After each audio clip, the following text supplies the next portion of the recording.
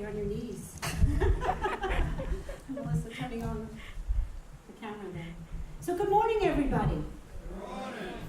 Come on, isn't it? Good morning. Good morning. All right. Who's excited? Who's excited for autumn to be here? Okay. Yay! I can hear you. I can see you. Looks like pumpkins. Okay. Favorite things about autumn? Pumpkins. Yell it out. The weather. The weather. What else? Color leaves. Colorful leaves. What else? The leaves. No more outside chores. And no more outdoor chores? I think there's a lot of outdoor chores for the fall. Okay. No pools, it means, yeah. Halloween. Right? Apples. Look at that. All the good things. All the good things. The harvest, the growth. There's so many things to change, right? We welcome the change. We welcome the change in the things that we like, but we don't welcome the change with the things that we don't like, right? That's the thing that we come to here. You know, the goddess is alive and she challenges us all the time. But what the change of the seasons, we have to remember it's the circle of life, but she stands in the center. We started out the service today with the song, "The Circle is Cast." And that song had great meaning for me in a very difficult time in my life. And it was a time when I knew that my marriage wasn't going well, and I decided that, I had to get a divorce, and things weren't good with that part of my life. And I chose that song to be like, I made the decision, this is where we're going. And once I made the decision, everything got worse. That happened for anybody? Right? Once you made a decision to make a major change in your life, everything gets worse. That's part of her work. You see, the work in spirituality is that the light comes through the wounds. That's one of the things that Rumi said. Not exactly that quote. But it's from those places and from that work of undoing us so that we can come back to that which she created us to be. Because we believe here in our fellowship that each one of you holds the light and know the light and have that light, that seed planted in you. In our words of wisdom, we talked about like the seeds of the harvest are now coming to fruition, and we were able to harvest that. Well, the seed of light that was planted in you by the divine and your very essence of when you were created before time began. I'm talking about something bigger. When we talk about this goddess, it's something bigger than just when you were just born into this incarnation.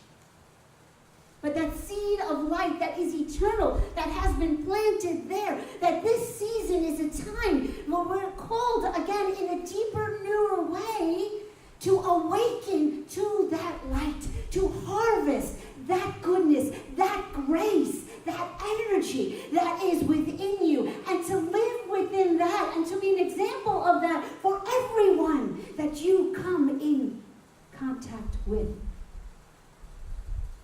in each and every circumstance of your life. Now the challenge comes is that we get so off balance in our lives because we get so focused on the linear aspect of our lives. The linear aspect of our lives is what happened to us in the past and what we got to do today to get going in the future and to keep moving in that line direction, right? Past and future. What are we doing today? What did I do? Me, this and that. And there's no involvement of the circle and the continuity of life, and no connection to that one place, that line of groundedness and centeredness and solidness. We talk about the earth is our mother. Did anybody get up today and think that when they got out of bed they would fall off the earth? Right? Sinkhole, right? Just go right down. Right? No, we knew that she would hold us. That there was something there holding us, carrying us, protecting us, being there for us. And now in our spiritual journeys, we have to take that even deeper. Even deeper. deeper. We talk about, storms and hurricanes coming. This is hurricane season as well. And in the hurricanes, what in the ocean, like the top of the ocean, what happens? Those waves are blowing and crashing. They're huge. They're hard. They're difficult. But what about deep in the ocean?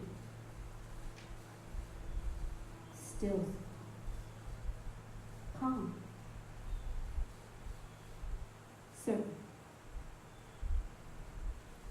When we know the certainty of the divine, we can stay in that stillness,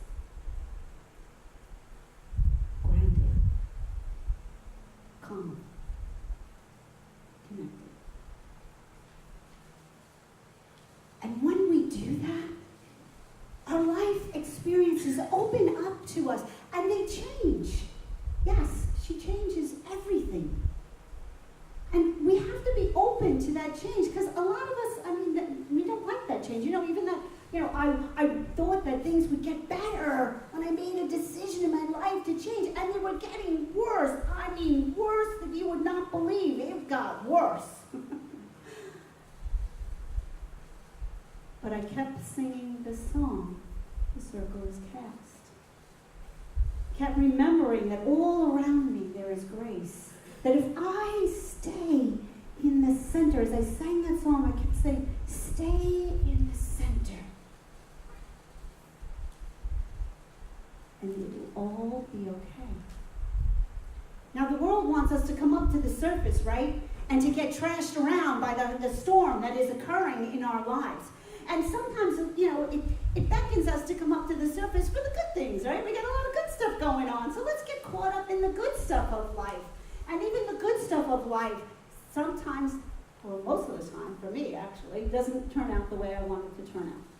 Because now I'm back into an idea of what I think it should look like. I was away. I was waiting the birth of our grandson in California. We came thinking, okay, we're here, the day he's due, and so we leave a week, we'll be here, and we can have a nice time. Baby's not coming. Baby's not coming. Baby's not coming. Her husband has to leave. Baby's still not coming. Gotta change the flights, gotta do all the craziness. Now all the craziness is going. Now craziness is building. All the stuff is going on. The anxiety is going all around. The option for anxiety, I have to say. I'm staying with our daughter-in-law's parents. The option of anxiety is building.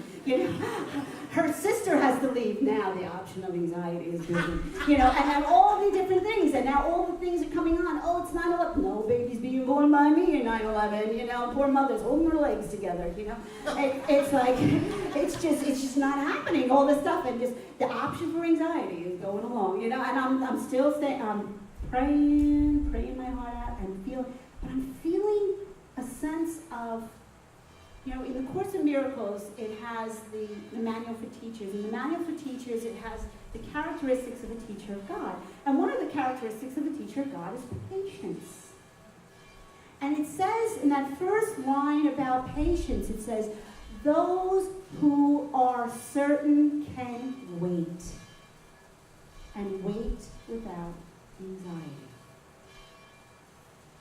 You see, we all say that we love to, I'm going to choose my own direction and choose my own spirituality and get connected to the divine, and I know the divine. But I'm telling you right now, if your interpretation of the divine is a come day, go day divinity, don't choose it. It's got to be something that's accessible in every aspect of your beingness. It's something that's got to be very tangible that you can feel and you can access very tangibly. That's why I love doing goddess work. She's very earthy. She's very tangible. Right? This beautiful symbolism here of all of her grace and her bounty for this harvest season. I know her in the ocean. I know her in the ground beneath my feet. I know her that when I wake up in the morning, I step out of bed. She is there. She is there no matter what. She is there. This is the certainty that we hold on to despite any of our circumstances. And this is why we can wait without anxiety.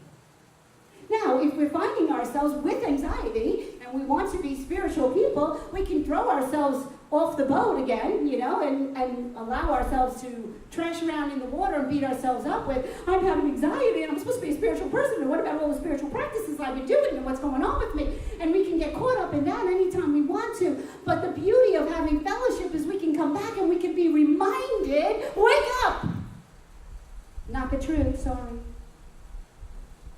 I know that it feels heavy and hard and scary.